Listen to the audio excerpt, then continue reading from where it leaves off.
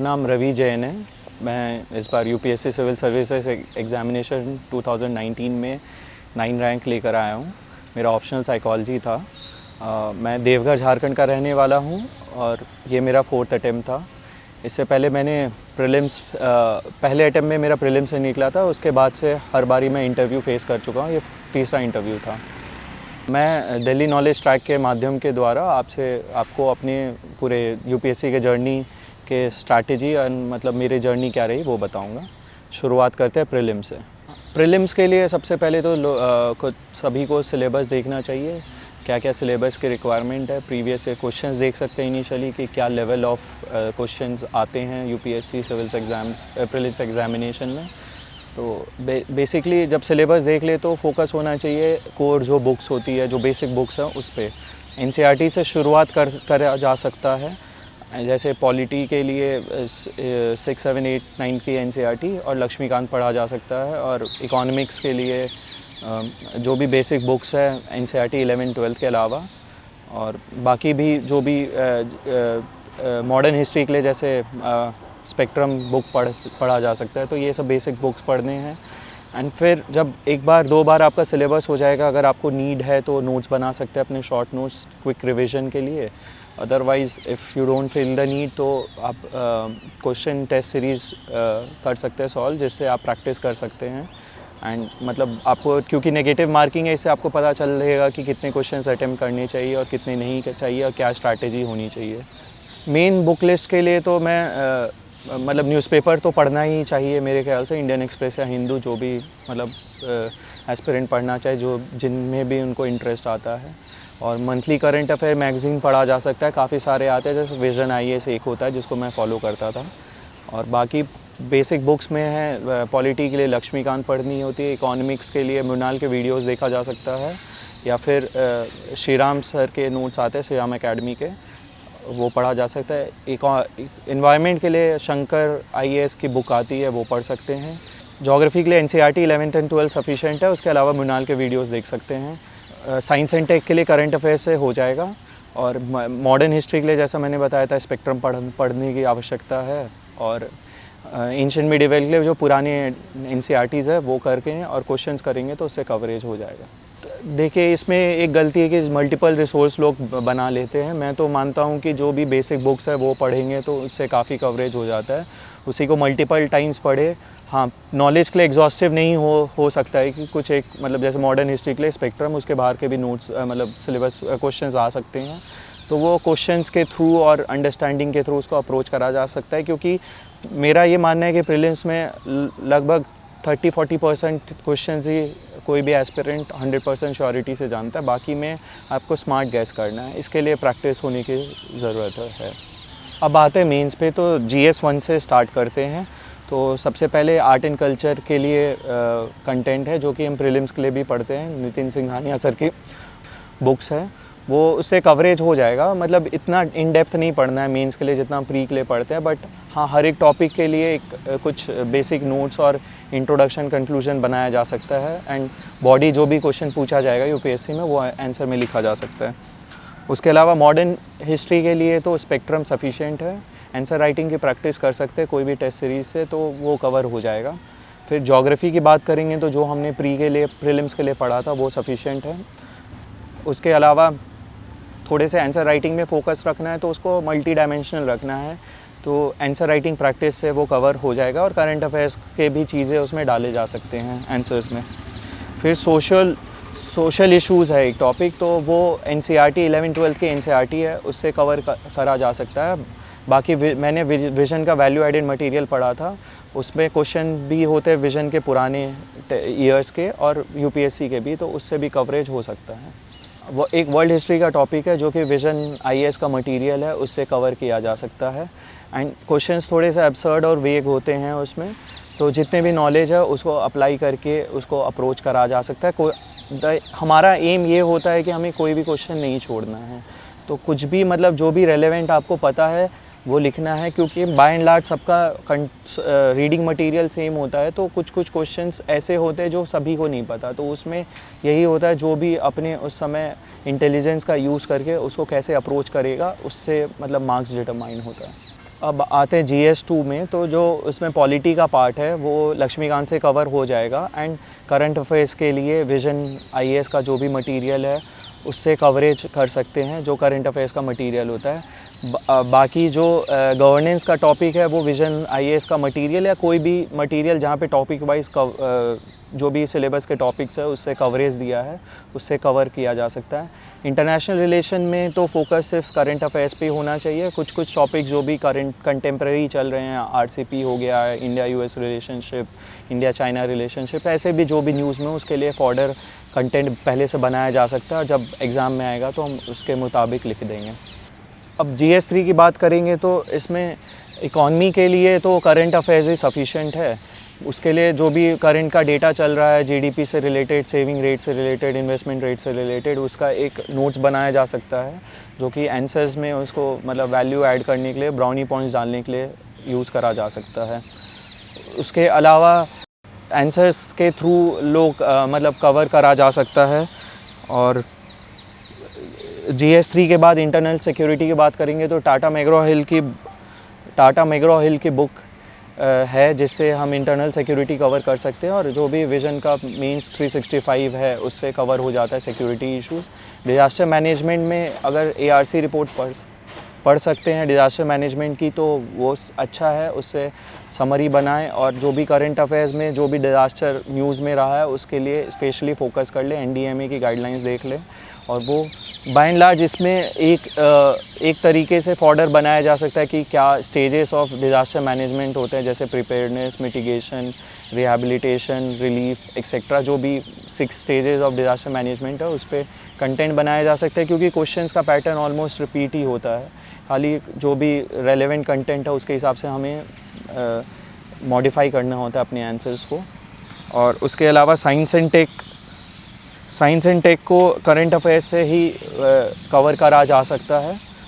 GS4 के लिए तो एक कोई भी बेसिक बुक पढ़ लेनी चाहिए, और जितने भी टर्म्स दे रखे हैं UPSC के सिलेबस में उसके लिए उसके डेफिनेशंस याद करके या समझ के अपने वर्ड्स में लिख के प्रिपेयर करके रख लेना चाहिए। और बहुत सारे एग्जांपल्स फ्रॉम फ्रीडम फाइटर्स या फिर जो भी लीडर्स है, contemporary leaders, sports person, public figures, bureaucrat, इनके एग्जांपल्स बना लेने चाहिए, और जो भी मतलब क्वेश्चन में पूछा है वो लिखें, क्योंकि एथिक्स में फोकस यही होना चाहिए कि जितने भी एग्जांपल्स लिखे उतना अच्छा है, उतने मार्क्स मेरे ख्याल से इम्प्रूव होंगे। अब बचता है एस्से का पार्ट, तो एस्से के लिए मैं तो नेक्स्ट IAS के मैम के वीडियोस होते थे वो मैं देखता था, उन्होंने मतलब कैसे एस्से को अप्रोच करा जाता है, स्पेशली फ़िलोसफिकल एस्सेस को कैसे कवरेज करा जाता है, उनके वीडियोस में देख के प्रैक्टिस करता था, और उन एस्सेस के स्ट्रक्चर बना लेता था, कुछ एस्सेस लिख लेता था और अपने दोस्तों से या किसी से इवैल्यूएट करवा लेता था। बाकी मैंने अपनी डिटेल स्ट्रैटेजी अपने ब्लॉग पे लिख रखी है, काफ़ी दिनों से मैं इस पे वर्क कर रहा था, तो जितने भी मैंने नोट्स है वो स्कैन करके अपलोड कर दिया है। जो मेरा ब्लॉग है दैट इज़ ravijainupsc.wordpress.com। इस पे पूरी डिटेल स्ट्रैटेजी जो मैंने अभी कुछ 15 मिनट में वीडियो में बताया उसको डिटेल्ड वे में है, वहाँ पे लोग एस्पिरेंट्स जाके देख सकते हैं। अगर उनकी क्वेरी है तो वहाँ पे पोस्ट कर दे, या मेरा ईमेल एड्रेस वहाँ पे मेंशन्ड है उस ब्लॉग पे, तो उस पर भी करें। मैं जब भी मुझे टाइम मिलेगा मैं उसको आंसर करने की कोशिश करूँगा।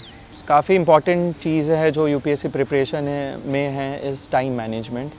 तो टाइम मैनेजमेंट के लिए तो यही करना चाहिए कि मैं ये मानता हूँ कि थोड़े दिन जैसे मंथली टारगेट सेट कर ले और उसको रिवर्स में प्लानिंग करे कि अगर से मंथली में मुझे GS1 ख़त्म करना है इस मंथ के एंड में, तो मैं उसको वीकली डिवाइड कर लूँगा कि इस वीक तक कितना होना चाहिए। फिर वीक के प्लान आ जाए, जो भी कमिंग वीक में जो भी कंप्लीट करने का टारगेट है उसको डेली में बांट दूँगा, और फिर मैं बैक उसको ट्रैक करता रहूँगा, जिससे जब तक मंथ एंड होगा तो मेरा से जो भी टारगेट है वो अचीव हो जाए।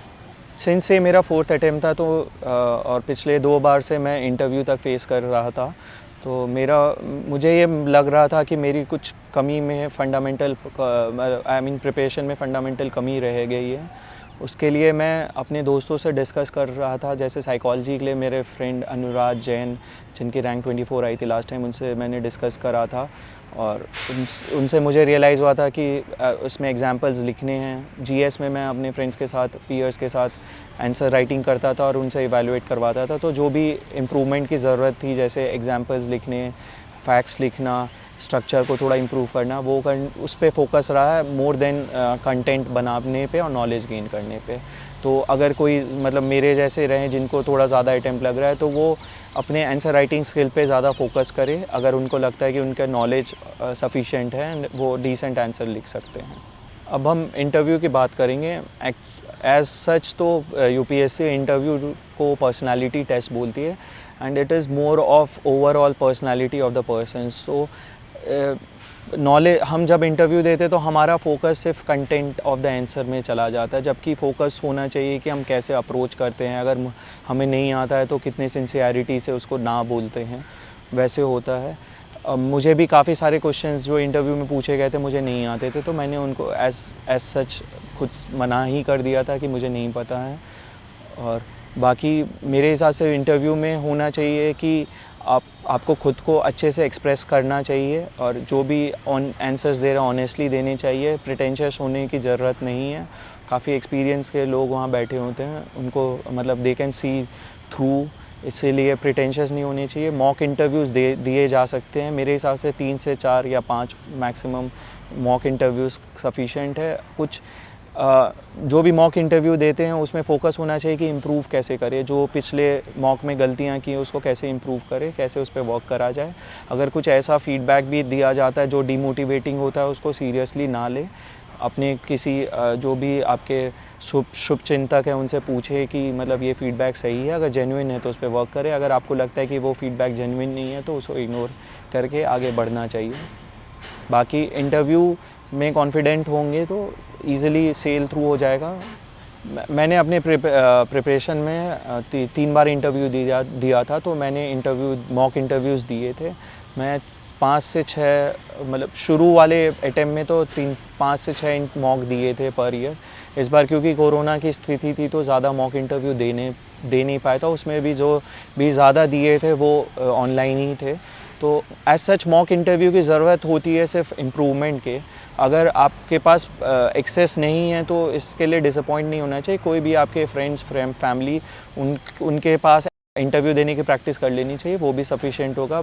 पढ़ाई के अलावा मेरे ख्याल से थोड़ा एक्स्ट्रा करिकुलर एक्टिविटी पे भी फोकस करना चाहिए। जो भी हॉबी है खुद की उसको थोड़ा सा परस्यू करे। अगर गिटार बजाना पसंद है तो गिटार बजा सकते हैं थोड़ी देर के लिए। अगर टीवी सीरीज़ देखना है तो थोड़ा बहुत देख सकते हैं उसको, मतलब इतना नहीं हो कि पूरे टाइम हम वही देख रहे हैं। और बाकी दोस्तों से बात कर सकते हैं, फ्रेंड्स से बात कर सकते हैं। कुछ स्पोर्ट्स खेलने का शौक़ है तो वो भी थोड़ी देर के लिए खेल सकते हैं। अगर जिम करना है तो जिम कर सकते हैं। वॉकिंग या रनिंग पे जाना है तो वो भी करा जा सकता है। इससे क्या है कि मेंटल स्टेट भी अच्छा रहेगा, फिज़िकल स्टेट भी अच्छा रहेगा, जो कि काफ़ी ज़रूरत है इस एग्ज़ाम में फ़िटनेस मेंटेन करने की। कई बार सवाल पूछते हैं एस्पिरेंट्स कि सोशल मीडिया में कितना एक्टिव होना चाहिए।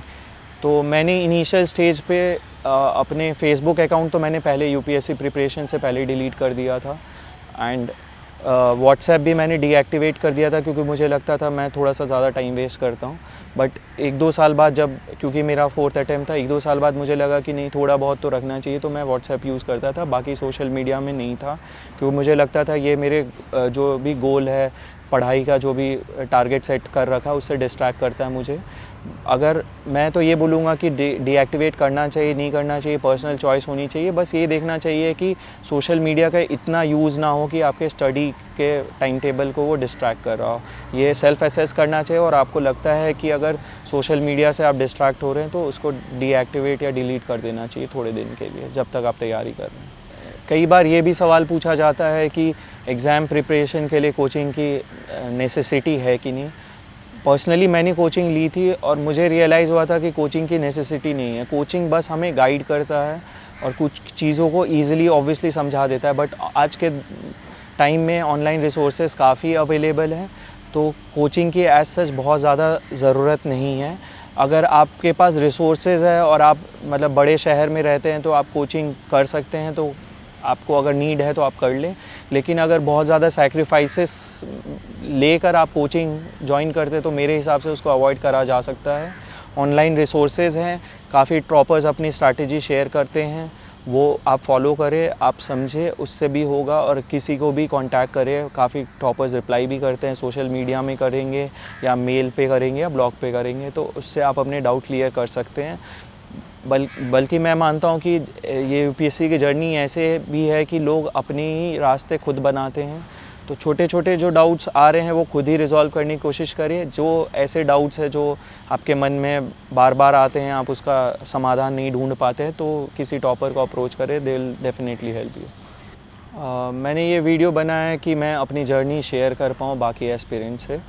मैं ये डिस्क्लेमर भी देना चाहूँगा कि जो भी आपको रेलेवेंट लगता है मेरी बातों को, वो अडाप्ट करें या कोई भी अडॉप्ट करे, और या कोई भी और टॉपर्स भी कुछ भी मतलब अपनी जर्नी शेयर करते हैं, उसमें भी आपको वही पिक करना चाहिए जो आपके लिए रेलेवेंट है। और कोशिश करें कि अपनी स्टोरी खुद लिखें, अपनी जर्नी खुद बताएं। और मैं ऑल द बेस्ट कहूँगा लास्ट में तो कि जैसा भी रहे अच्छा करे। Thank you so much.